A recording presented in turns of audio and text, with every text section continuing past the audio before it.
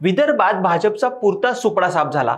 अनेक दिग्गज घरी बसले, पण भाजपच्या सर्वात जास्त जिव्हारी लागलेला निकाल होता तो म्हणजे अमरावतीचा। हनुमान चालीसा आणि हिंदुत्वाच्या मुद्द्यावरून महाराष्ट्र ढवळून काढणाऱ्या आणि लाईमलाईटमध्ये आलेल्या राणांना भाजपकडून तिकीट मिळालं। मोदींपासून ते माहितीच्या अजितदादा शिंदे यांनी फिल्डिंग लावूनही काँग्रेसच्या बळवंत वानखेडे यांनी जोरदार मुसंडी मारत राणांचा कार्यक्रम केला। पण कुणीबी समोर येऊ द्या, गुलाल आपलाच असणार आहे असा कॉन्फिडन्स प्रत्यक्ष मतदानापासून ते निकालापर्यंत कायम ठेवणाऱ्या नवनीत राणांचा तोंडावर पाडण्याचा कार्यक्रम झालाच। बळवंत वानखेडे हे अमरावतीचे नवनिर्वाचित खासदार असले तरी त्यांना या पदापर्यंत घेऊन जाणाऱ्या दोन माणसांनी अमरावतीच्या राजकारणात बरीच उलथापालथ घडवून आणली आणि राणा दाम्पत्याच्या हवेत गिरक्या घेणाऱ्या राजकारणाला जमिनीवर आणलं। ती दोन नावं आहेत यशोमती ठाकूर आणि बच्चू कडू यांची।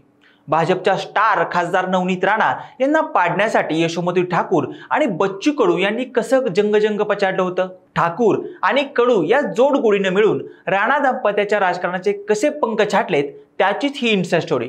हॅलो, मी ओमकार, हॅलो महाराष्ट्रमध्ये तुमचं स्वागत आहे। व्हिडिओला सुरुवात करण्यापूर्वी एक महत्त्वाची आठवण, जर तुम्ही अजूनही आमच्या यूट्यूब चॅनलला सबस्क्राईब केलं नसेल तर लगेच करा। संपूर्ण महाराष्ट्रात राणांची क्रेज असली तरी अमरावतीतील स्थानिक नेत्यांना राणा दाम्पत्य नेहमी शिंगावर घेत आलं होतं। यशोमती ठाकूर आणि बच्चू कडू यांना तर नवनीत राणा आणि रवी राणा हे अनेक डेंजर स्टेटमेंट करून निकालात काढत होते। याचाच वचपा या ठाकूर आणि कडू जोडगोळीनं काढला। अमरावतीच्या राजकारणात खासदार नवनीत राणा आणि यशोमती ठाकूर यांच्यातील वाद तसा नवा नाहीये।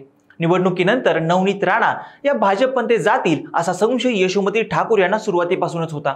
त्यामुळे प्रचारादरम्यान नवनीत राणा यांच्याकडून आघाडीची प्रामाणिक राहील अशी शपथ घेण्यास यशोमती ठाकूर यांनी भाग पाडलं होतं। पण निकालानंतर राणा यांनी पलटी मारली आणि हिंदुत्वाची लाईन पकडत भाजपच्या जवळ गेल्या। तर दुसऱ्या बाजूला रवी राणा आणि बच्चू कडू यांच्यात जिल्ह्यातल्या वर्चस्वाची लढाईत हे दोन्ही नेते अनेकदा आमनेसामने आले होते।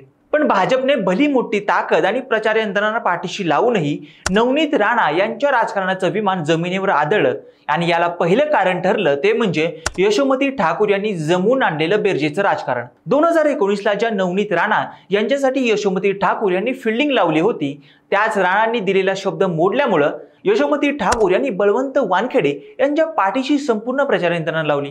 दलित मुस्लिम मतं काँग्रेसच्या बाजूने कशी वळतील यासाठी यशोमती ठाकूरांनी प्रचाराचा धुरळा उडून लावला होता।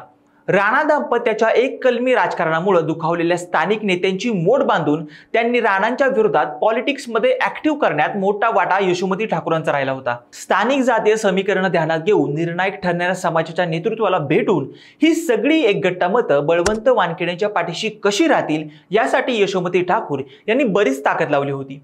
या सगळ्यात काँग्रेसच्या उमेदवाराला निवडून आणायचं हेच टार्गेट होतंच, पण त्यापेक्षा जास्त नवनीत राणांचा कार्यक्रम करायचा ही भावना जास्त असल्याचं यशोमती ठाकूरांच्या एकूणच बॉडी लँग्वेजमधून दिसून येत होतं। नवनीत राणा खासदारकीला जोरात आपटल्या याचं दुसरं कारण म्हणजे महाविकास आघाडीची वज्रमूठ। तसं पाहायला गेलं तर अमरावतीच्या बळवंत वानखेडे यांच्या प्रचाराची सगळी धुरा यशोमती ठाकूर यांच्या खांद्यावर होती। त्यासाठी त्यांनी राहुल गांधी, शरद पवार, उद्धव ठाकरे या सगळ्यांना नवनीत राणा यांच्या विरोधात अमरावतीमधून प्रचारात उतरवलं आणि मोठा जनाधार उभा केला। नवनीत राणा यांच्यात तयार झालेल्या हार्डकोर हिंदुत्वाची इमेज डॅमेज करण्यासाठी यशोमती ठाकूर यांनी प्रचारात फुल प्लॅनिंगही केलं होतं। त्यात संविधान बदलण्याचा नरेटिव्ह, अल्पसंख्याकांना असणारा धोका, महागाई आणि बेरोजगारीचा मुद्दा ही आपल्या प्रचाराची लाईन महाविकास आघाडीच्या नेत्यांकडून पुढे घेऊन जाण्यात यशोमती ठाकूर यांना यश आल्यानं राणा इथून मोठ्या लीडनं पराभूत झाल्या। बच्चू कडू हे अमरावतीची लोकसभा आर पार न्यायानं लढले। ठाकरे गटाचे निष्ठावान कार्यकर्ते दिनेश बुब यांना प्रहारमध्ये घेत बच्चू कडूंनी अमरावती लोकसभा मतदारसंघ मिंजून काढला। यावेळेस त्यांच्या रडारवर केवळ एकच विरोधक होता, तो म्हणजे नवनीत राणा। रवी राणा आणि नवनीत राणा यांनी गेल्या 2 वर्षापासून आपल्यावर केलेल्या आरोपाचे उट्टे काढत बच्चू कडू यांनी वातावरण तापवून दिलं। मतदारसंघातील अनेक हिंदुत्ववादी मतं बच्चू कडूंनी आपल्या पारड्यात पाडून घेत नवनीत राणा यांच्या पायाखालची वाळू सरकवली। बच्चू कडूंचा प्रचारही हटके राहिला।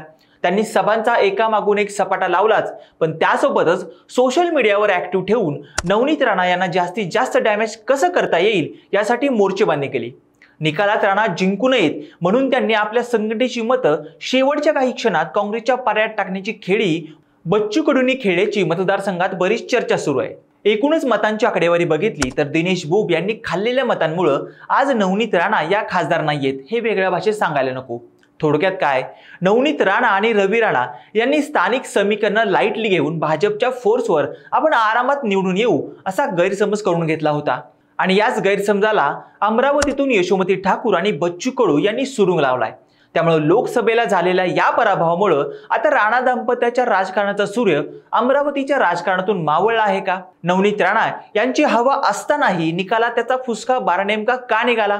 या सगळ्यांच्या पाठीमागं खरोच यशोमती ठाकूर आणि बच्चू कडू यांचे मजबूत हात होते का? तुमचं मत आणि प्रतिक्रिया आम्हाला कमेंट करून नक्की सांगा आणि अशाच नवनवीन आणि माहितीपूर्ण व्हिडिओसाठी आमच्या हॅलो महाराष्ट्र या चॅनेलला लाईक, शेअर आणि सबस्क्राईब करायला विसरू नका। व्हिडिओ शेवटपर्यंत पाहिल्याबद्दल धन्यवाद।